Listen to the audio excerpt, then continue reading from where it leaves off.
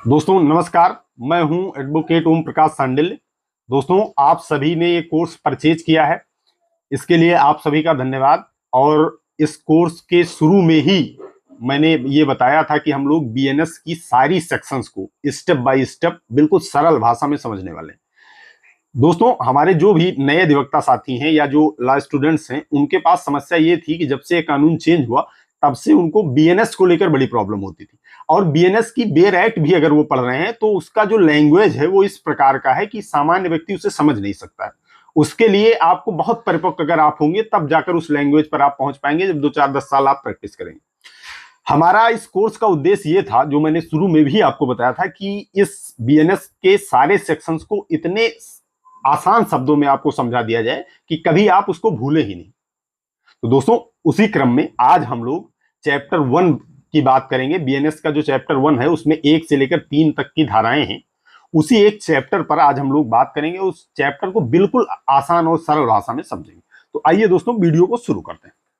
अध्याय 1 जो है हमारा, वो है प्रारंभिक। इसी अध्याय में सेक्शन 1 है। सेक्शन 1 में क्या बताया गया है? सेक्शन 1 में है संहिता का नाम, प्रसार और शुरुआत। ये जो बीएनएस है इसका नाम क्या होगा और इसकी शुरुआत कैसे होगी, उसका प्रसार कहां तक होगा, इन विषयों पर बात की गई है।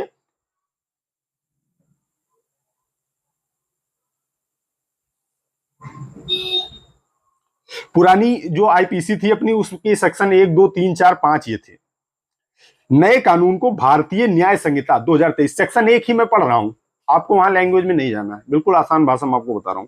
इस सेक्शन में 1 में ये है कि इस नए कानून को भारतीय न्याय संहिता 2023 बीएनएस के नाम से जाना जाएगा। देश की कानून व्यवस्था को आधुनिक और समय के अनुकूल बनाने के लिए इसे 1 जुलाई 2024 से पूरे भारत में प्रभावी कर दिया जाएगा। सेक्शन 1 का मतलब क्या हुआ कि इसका नाम क्या होगा और ये कब से लागू होगा। तो ये 1 जुलाई 2024 से लागू हो गया है, उसका नाम होगा भारतीय न्याय संहिता।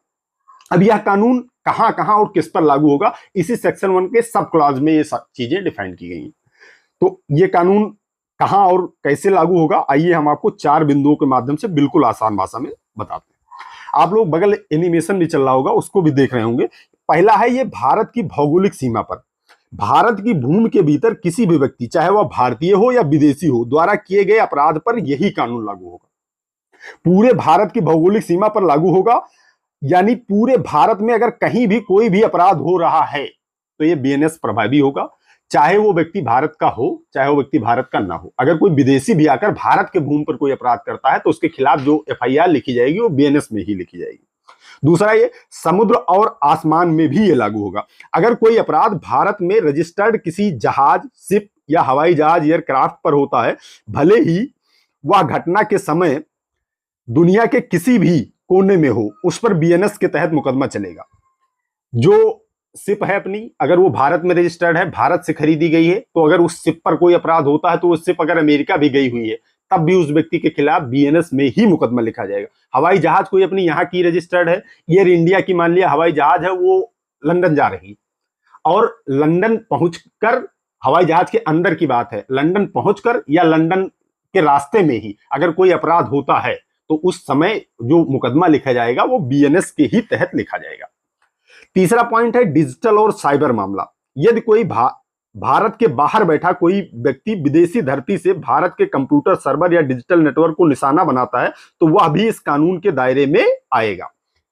कोई भी व्यक्ति है, वो अगर बाहर बैठ गया और वहां मान लिया वो किसी अन्य देश से हमारे यहाँ के जो कंप्यूटर सिस्टम है या यहाँ का जो हमारा साइबर का नेटवर्क है उसको प्रभावित करने का प्रयास करता है या यहाँ किसी भी व्यक्ति को ठगी करता है, तो इस स्थिति में अगर वो विदेश में भी बैठा है तब भी अगर उसके खिलाफ एफआईआर लिखी जाएगी तो बीएनएस के सेक्शन में लिखी जाएगी। विदेशी धरती पर भी भारतीय कानून लागू होगा। एक महत्वपूर्ण पॉइंट है, वो नया जोड़ा गया है बीएनएस में। यदि कोई भारतीय नागरिक विदेश जाकर कोई ऐसा कृत्य करता है जो भारत में अपराध है तो भारत लौटने पर उस पर इसी संहिता के तहत मुकदमा चलाया जा सकता है। इसके लिए एक और चीज है, इसके लिए यह है कि अगर वो देश ये रिकमेंड करता है, जो जिस देश में जाकर कोई भी व्यक्ति वहां वो अपराध करता है, कोई भी भारतीय नागरिक है और विदेश में जाकर अपराध करता है, अगर वो देश वाले यहाँ रिकमेंड करते हैं कि इस व्यक्ति ने ये अपराध किया है, आप इसके खिलाफ मुकदमा चलाइए, तो अपने देश में उसके खिलाफ बीएनएस के ही तहत मुकदमा चलेगा, ना कि जिस देश में जाकर अपराध किया था उस देश के हिसाब से चलेगा। ये अपना सेक्शन 1 है, जो इसके सारे सब क्लॉज हैं। वहां जो बेयर एक्ट में लिखा गया है उसकी बहुत कठिन भाषा है, उस पर जाइएगा भी मत। आसान ये समझना है कि इसका नाम भारतीय न्याय संहिता होगा, 1 जुलाई 2024 से लागू होगा। कहां लागू होगा? भारत की भौगोलिक सीमा पर, समुद्र और आसमान पर, डिजिटल, साइबर और विदेशी धरती पर अगर कोई व्यक्ति भारतीय जाकर अपराध करता है उसके ऊपर भी लागू होगा। अब दोस्तों, हमारा सेक्शन 2 है बीएनएस का, वो क्या कहता है? कानूनी शब्दावली और परिभाषाएं हैं उसमें। कुछ परिभाषाएं और कानूनी शब्दावली जो अपराध में ज्यादातर यूज की जाती हैं, उनकी परिभाषाएं क्या होंगी इस सेक्शन 2 में बताया गया। ये आईपीसी में था 6 से 52A तक था। क्योंकि पुरानी आईपीसी में सारे सेक्शंस बिखरे हुए थे, तो उनको सारे सेक्शंस को एकत्रित करके सब परिभाषाएं सिर्फ सेक्शन 2 में डाल दी गई बीएनएस में। कौन कौन सी परिभाषा इसमें डाली गई, इस पर भी बात करते हैं। पहली परिभाषा है कार्य का, एक्ट। बिना किसी एक्ट के तो कोई अपराध हो नहीं सकता है। तो एक्ट की परिभाषा क्या होगी? कानून के हिसाब से, अपने बीएनएस के हिसाब से। कानून की नजर में कार्य का मतलब सिर्फ एक झटके में किया गया कोई काम नहीं है। इसमें किसी अपराध को अंजाम देने के लिए किए गए छोटे कामों की पूरी श्रृंखला, सीरीज ऑफ एक्ट शामिल होती है। अभी भी आपको ये थोड़ा समझ में ना आ रहा होगा, उदाहरण से समझिए। यदि कोई व्यक्ति किसी के घर में चोरी करने के लिए पहले ताला तोड़ता है, फिर अंदर घुसता है और तिजोरी खोलता है, तो यह पूरा घटनाक्रम मिलकर एक कार्य होगा। इसके कहने का सीधा उद्देश्य यह है कि कार्य सिर्फ ये नहीं है कि एक झटके में कुछ भी कर दिया, एक झटके में किसी को एक थप्पड़ मार दिया, वही अपराध के कार्य की परिभाषा में नहीं आएगा। वो व्यक्ति थप्पड़ मारने के लिए पहले अपने दिमाग में बनाया कि उस व्यक्ति को चलकर थप्पड़ मारना है, किसी के सहयोग से वो व्यक्ति उस स्थान पर पहुंचा, उस स्थान पर पहुंचने के बाद उस व्यक्ति को थप्पड़ मारा। ये पूरा जो कृत्य है ये कार्य की श्रेणी में आएगा। यही उदाहरण में भी है। अगर कोई चोरी करने जा रहा है तो चोरी तो कार्य है, लेकिन चोरी करने से पहले वो ताला तोड़ेगा, घर के अंदर घुसेगा, तिजोरी खोलेगा, ये सारे चीजों को समाहित कर कर इसे कहा जाएगा कि ये चोरी का एक्ट है, यानी चोरी का कार्य इसने किया है। ये कानून की परिभाषा होगी। दूसरी परिभाषा इसमें दी गई है कूट रचना और जाली। ये क्या होगा? कूट रचना और जाली, अगर आप आपराधिक कानून पढ़ेंगे तो उसमें कूट रचना और जाली बहुत ज्यादा यूज होता है। इसमें बहुत ज्यादा मुकदमे भी लिखे जाते हैं, इसीलिए इसको सबसे प्रायोरिटी पर रखा गया है। इसकी परिभाषा समझते हैं। कानून के हिसाब से इसकी परिभाषा क्या है? किसी असली चीज की हूबहू या मिलती जुलती नकल इस इरादे से बनाना ताकि सामने वाले को धोखा दिया जा सके या भ्रम में डाला जा सके। कानून यह जरूरी नहीं है कि नकल 100% सटीक हो। अगर वह इतनी मिलती जुलती हो कि कोई आम इंसान धोखा खा जाए तो वो अपराध है। वो क्या है? कूट रचना है। कोई भी ऐसी चीज जो स्वयं से पहले एग्जिस्ट करती है उसका आप कोई नकली तैयार करें और आपका मोटिव जो है, उद्देश्य ये हो कि किसी व्यक्ति को ये दिखाकर उसको धोखा दे देंगे कि ये देखो ये असली वाली चीज है, तो ये हो जाएगी कूट रचना, जाली जिसको कहते हैं। अब उदाहरण से समझते हैं। किसी ब्रांडेड दवा की हूबहू दिखने वाली नकली पैकेजिंग बनाना या किसी सरकारी दस्तावेज को जाली तैयार करना। एक आपकी कोई कामूफ्लेम है और उसी कामूफ्लेम की जो पूरी की पैकेट है वो आप फिर से नई पैकेट तैयार कर दें, उसमें कुछ भी मीठी गोली डालकर और किसी भी व्यक्ति को कामूफ्लेम के दाम पर बेच दें, ये कूट रचना है। ये जो पुरानी 467-68 थी उस तरह से। आपका कोई सरकारी डॉक्यूमेंट है, आपका जन्म प्रमाण पत्र है, उस जन्म प्रमाण पत्र को कोई दूसरी तरह हूबहू कंप्यूटर से वैसे ही डिजाइन कर ले और उसको आपको लाकर दे दे और आपको ओरिजिनल वाला प्रमाण पत्र आपको ना दे, तो उसने भी कूट रचना की है। यह होती है कूट रचना की परिभाषा। अगली है बेईमानी की परिभाषा। इसी सेक्शन 2 में दी गई है, सी में, बेईमानी की परिभाषा। बेईमानी क्या है? जब कोई व्यक्ति इस नियत से काम करता है कि किसी एक व्यक्ति को ऐसा फायदा हो जो कानूनन उसका नहीं है, या किसी दूसरे व्यक्ति को ऐसा नुकसान हो जो कानूनन नहीं होना चाहिए, यह होती है बेईमानी। आपको उदाहरण से बिल्कुल सरल भाषा में हम समझाते हैं। किसी दूसरे की जमीन के फर्जी कागजात बनाकर उसे अपने नाम करा लेना जिसे असली मालिक से नुकसान हो और खुद का अवैध फायदा हो, यह क्या होगा? यह बेईमानी हो। किसी व्यक्ति को ऐसा फायदा हो जो कानूनन उसका नहीं है और किसी दूसरे व्यक्ति का ऐसा नुकसान हो जो कानूनन नहीं होना चाहिए, ये दोनों चीजें बेईमानी के तहत आएंगी। आपको नौकरी मिलने वाली थी, आपको नौकरी नहीं मिली, और जिसको मिलने वाली थी उसकी भी नौकरी आपने काट ली, और आपको नहीं मिलने वाली थी तब भी आपको नौकरी मिल गई। मैं यहाँ करेक्ट करना चाहूंगा, एक ए व्यक्ति ने फॉर्म भरा था, उसने ईमानदारी से एग्जाम दिया, उसको नौकरी पाने के लिए वो हकदार था। आपने क्या किया, बेईमानी किया, उसमें अपने नाम बदल लिए, आपको नौकरी नहीं मिलने थी, आपका फायदा हो गया, उसका नुकसान हो गया। तो ये कृत्य जो है ये पूरा आएगा बेईमानी की श्रेणी में। आगे इन सब में कितनी सजा है, ये सब सेक्शन कैसे एक्सप्लेन किया जाएगा, इसके बारे में हम लोग आगे बीएनएस में पढ़ेंगे। अभी इसकी परिभाषा के बारे में यहां बताया गया है। इसका अगला परिभाषा है कपटपूर्ण, फ्रॉडुलेंटली।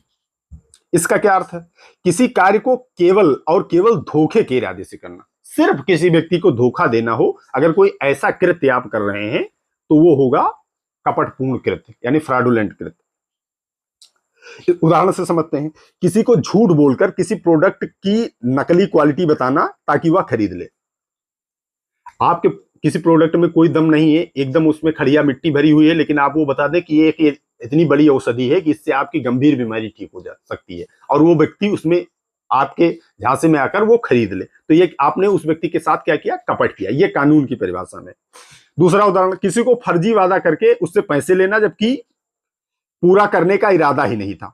आप उससे कहते हैं कि मैं आपको नौकरी दिलाऊंगा, आपका 100% काम हो जाएगा, आप मुझे पैसा दे दीजिए, लेकिन आप शुरू से जानते हैं कि इससे सिर्फ पैसा ही हमें लेना है, इसका काम नहीं करवाना है, तो ये आपका कृत्य जो है वो कपटपूर्ण कृत्य है।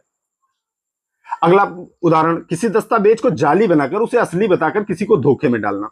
ये हम लोग आगे पढ़ चुके हैं कि दस्तावेज वाली जो श्रेणी है, इसमें वो जो फर्जी दस्तावेज एक तैयार करना होता है, एक यहां जो दस्तावेज की बात की गई है, ये दस्तावेज को दूसरा हो, उसको समझा को दूसरा दिया जाए। जैसे ये डेथ सर्टिफिकेट हो, उसको बता दिया जाए तुम्हारी जन्म की सर्टिफिकेट है, तो यहां ये उसकी श्रेणी में आएगा। यहां एक ध्यान रखने वाली बात है, बेईमानी में आर्थिक नुकसान या फायदे पर जोर होता है, जबकि कपटपूर्ण में धोखा देने की नियति मुख्य होती है। कोई व्यक्ति किसी से बेईमानी करेगा तो उसका फायदा होगा, किसी व्यक्ति का नुकसान होगा, लेकिन ये जो है कपटपूर्ण वाला, इसमें धोखा देने की नियत शुरू से व्यक्ति के अंदर होती है कि इसे हमें धोखा देना है, इससे पैसे ले लेना है, लेकिन इसका काम नहीं करना है। ये होगा इसमें। अगली जो परिभाषा बताई गई है इसी सेक्शन 2 में, वो है चल संपत्ति, मूवेबल प्रॉपर्टी। चल संपत्ति में कानून की नजर में चल संपत्ति की परिभाषा क्या है, हर वह संपत्ति जो जमीन से अस्थायी रूप से जुड़ी हुई नहीं है और जिसे एक जगह से दूसरी जगह ले जाया जा सकता है। जमीन को छोड़कर जो भी अस्थायी चीजें, जमीन है, मकान है, ये आपकी अचल संपत्ति है, ये चल नहीं सकती, ये मूवेबल प्रॉपर्टी नहीं है।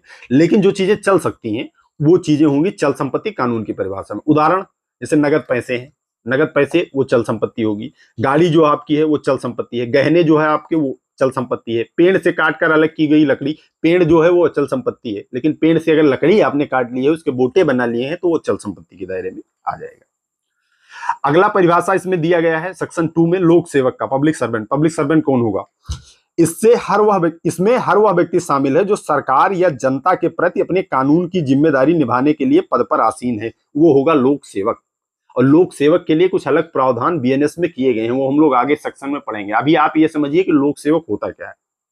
जो सरकार या जनता के प्रति कानून की जिम्मेदारी निभाने के लिए किसी भी पद पर है, वो लोक सेवक है। जैसे न्यायाधीश, जज साहब, जो सेना का अधिकारी है, पुलिसकर्मी है, राजस्व अधिकारी है, स्थानीय प्रशासन के अधिकारी जैसे नगर आयुक्त, ये लोग जो भी गवर्नमेंट एम्प्लॉय हैं, वो लोग पब्लिक सर्वेंट की कैटेगरी में आते हैं। सभी गवर्नमेंट एम्प्लॉय नहीं आते, इसमें भी अपवाद है, आगे चलकर हम आपको चर्चा में बताएंगे। अभी आपको यह जानना है कि जो व्यक्ति सरकार या जनता के प्रति अपनी कानूनी जिम्मेदारी निभाने के लिए किसी भी पद पर आसीन है, वो होगा पब्लिक सर्वेंट।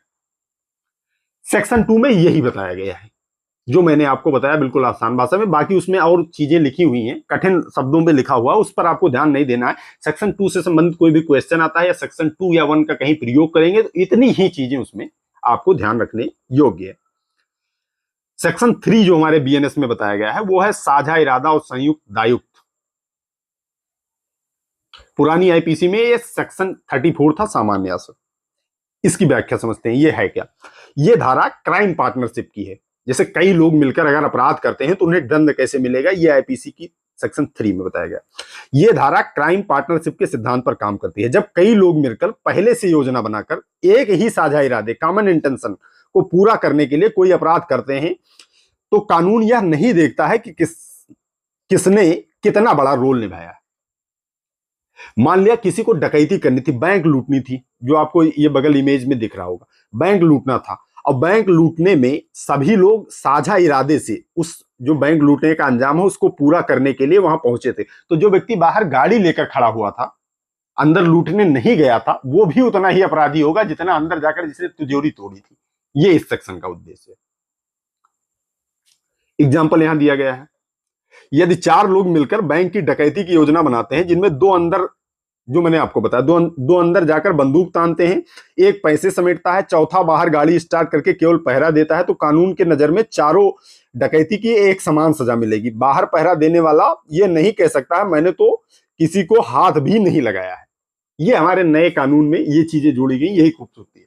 अपराध करने जो गया है, चाहे जितने लोग गए हैं, उसमें किसने कौन सा कृत्य किया है, इसकी कोई भी चीजें नहीं सुनी जाएंगी। अगर आप साझा, आपका ये उद्देश्य था कि ये वाला अपराध हमें, सब लोगों ने मिलकर एक योजना बनाई थी कि इस वाले अपराध का उद्देश्य जो है वो हमें पूरा करना है, तो आपने चाहे कुछ भी नहीं किया तब भी आपको उतनी ही सजा होगी जिसने अपराध किया है।